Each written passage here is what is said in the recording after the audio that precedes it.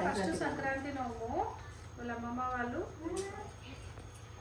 పువ్వులు దానికనేమో deep sleep లో ఉంది. పైసలు కూడా అని ధన్వికకి పాకెట్ మనీ. ధన్విక మాత్రం నిద్రపోతుంది.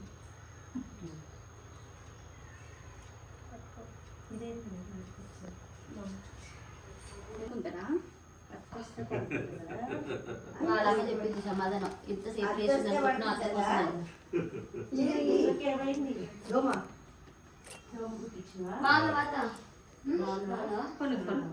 ఇంకా మొత్తం ఒకరోజు ఇంతమంది కొత్తలు